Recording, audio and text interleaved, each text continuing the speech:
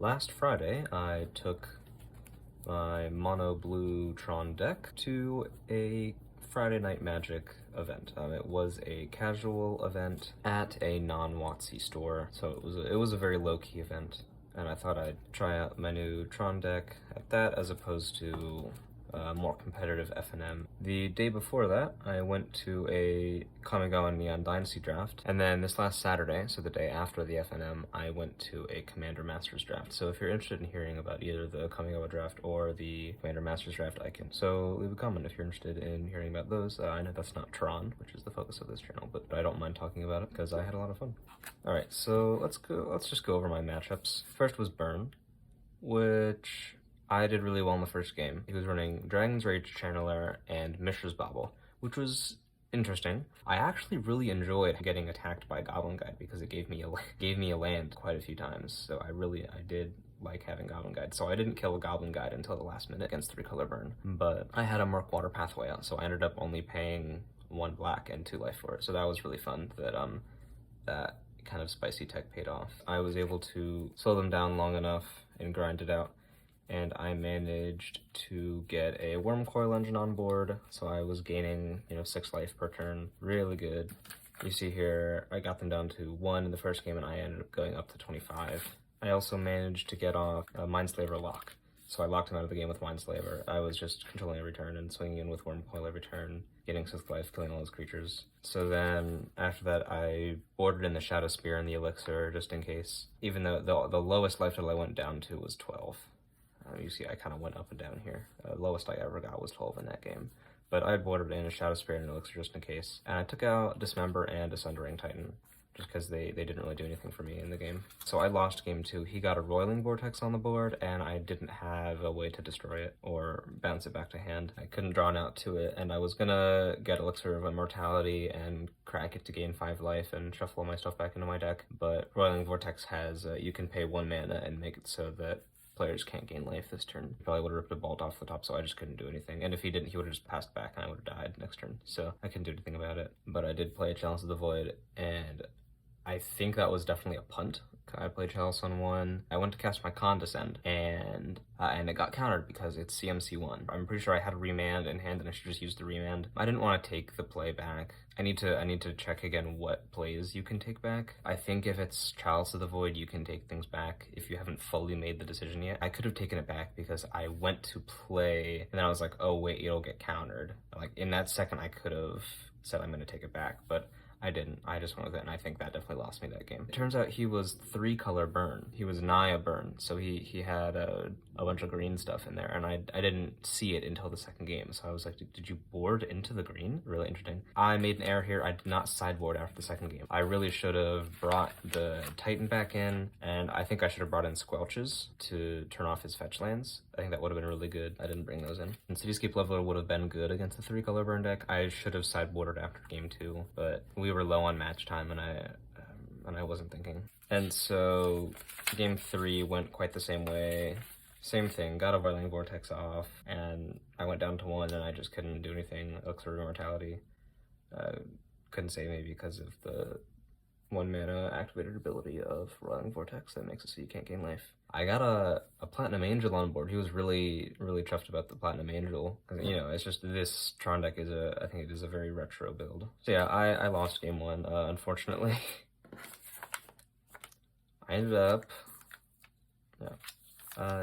game 2, I ended up fighting this red mid-range Obosh deck. From what I overheard during game 1, he was at the table next to me. I thought he was playing mono black coffers, but no, it turned out to be red Obosh. He won game 1. He copied his Kiki-Jiki tokens a bunch, and he just kept swinging in with them. I had a Platinum Angel on board, but he destroyed it. I definitely made a misplay in that game. I went and blocked with my Platinum Angel, which is a 4/4, It wasn't literally shock, but he basically shocked my Platinum Angel after I blocked a Kiki-Jiki copy, and it died, and then I wasn't able to get back after that. If I could play that again, I would not block with the Platinum Angel. I would have just taken all the damage and been fine with it, because you can't lose when you have Platinum Angel on board. So it definitely would have bought me some time to gain more life later.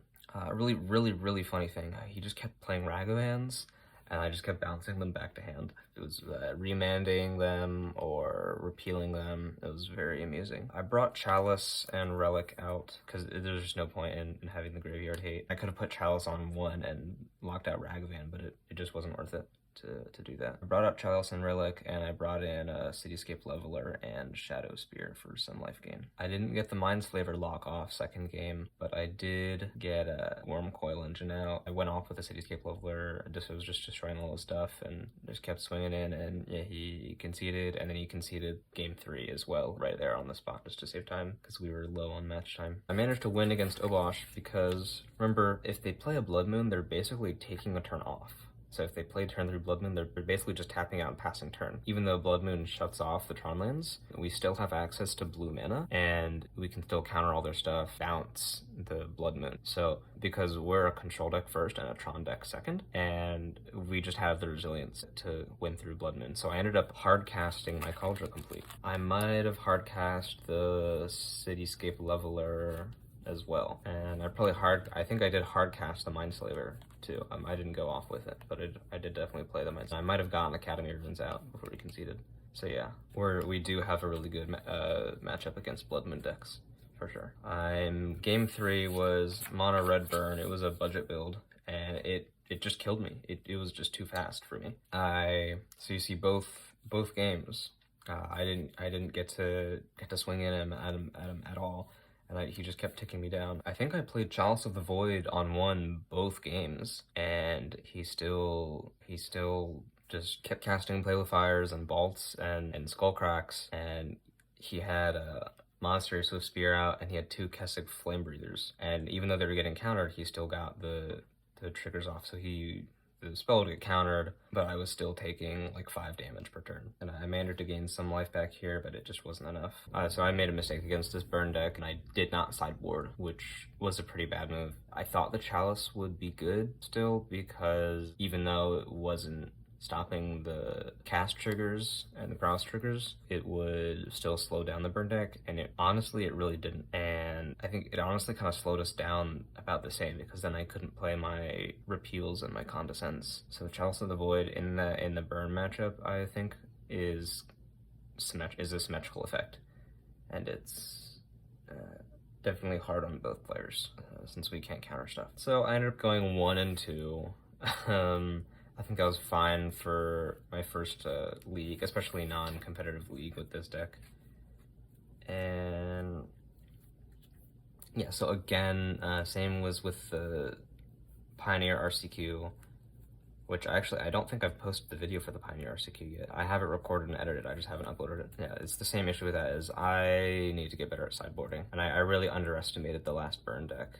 And I just thought I'd be fine without sideboarding, but I should have brought in Shadow Spear. There was literally a point in the last game where I had a Basilisk Collar out, and then I was like, oh, I need a little more life gain, so I'm going to search for Shadow Spear, and I didn't have the Shadow Spear in my main deck. I literally thought Shadow Spear was in my main. That was definitely an error on my part. I should have just known that it wasn't in my main, that it was in my sideboard. I'd just forgotten that it wasn't in my main, because I'd had it in the last 2 games. And then I should have boarded an Elixir of Immortality. Welding Jar might be good. Both the Obosh deck and the 3-color burn deck had destroy effects, so I might start bringing it in more against those kinds of decks. Mystical Dispute, I didn't fight blue at all, so Mystical Dispute didn't do anything on my sideboard. Test of Talents, I do believe this is for combo matchups, and I have it, so I didn't have anything to use it against. Squelch, I should have boarded again against 3-color burn. I didn't end up needing this Dismember, because there wasn't a lot of creature-based decks. I didn't want to pay 4 life against burn.